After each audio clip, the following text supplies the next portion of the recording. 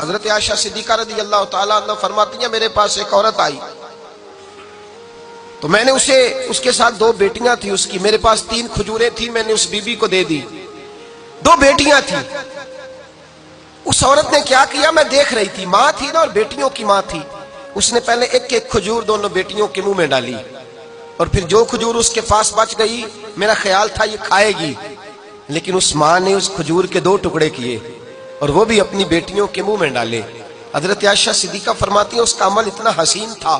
Us be be کے اس عمل کے اندر اتنا حسن تھا کہ میری آنکھوں میں بھی وہ بات رہ گئی، دل میں بھی رہ گئی، روح میں بھی سما گئی۔ اس کے حسن اور تاثیر کو میں بھلا نہ سکی، شام تک وہ کیفیات، وہ انداز، وہ اس عورت کا طرز، اس کا وہ انداز میری طبیعت کے اندر بار بار مجھے اس کی طرف متوجہ کرتا رہا۔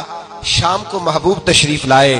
نبی کریم صلی اللہ علیہ وسلم شام کو جب تشریف لائے تو حبیب پاک علیہ السلام کو میں نے بتلایا، میں نے کہا حضور بی بی آئی تھی، اس کا چہرہ بتا رہا تھا کہ بھوکی ہے، لگ رہا تھا کئی دنوں سے کھانا نہیں کھایا، 3 کھجوریں تھی ہی میرے پاس 3، 2 بیٹیوں کو دے دی، وہ کھا سکتی تھی، لیکن یا رسول اللہ صلی اللہ علیہ وسلم اس نے کھائی نہیں، وہ بھی کھجور 2 ٹکڑے کر کے بیٹیوں میں بانٹ دی ہے۔ حضرت عائشہ کہتی ہے دیر تک حضور میری بات کو سنتے رہے، دیر تک میری طرف دیکھتے رہے، اس تصور کو، بیٹی کے پیار کے اس ذائقے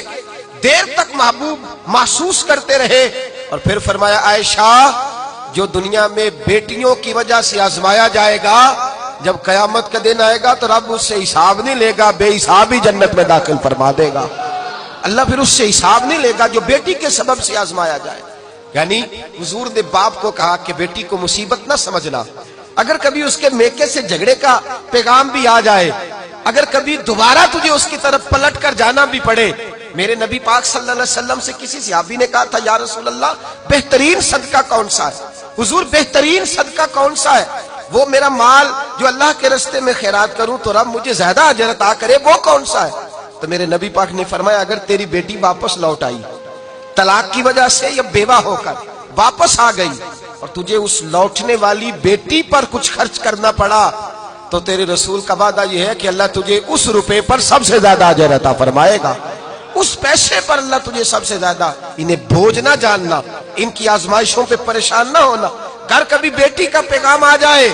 کہ اس کو پھر سے یہ تکلیف ہوئی ہے، باپ سمجھنے لگا تھا کہ میں تو فارغ ہو گیا، نکاح کر کے میں فارغ ہو گیا، پھر اگر کبھی اسے پیغام آئے تو میرے مصطفیٰ کریم نے فرمایا وہ پریشان نہ ہو، وہ دکھی نہ ہو، بلکہ جو بیٹی کی وجہ سے آزمایا جائے گا اس سے تو حساب ہی نہیں لیا جائے گا، اللہ بغیر حساب ہی جنت عطا فرما دے گا۔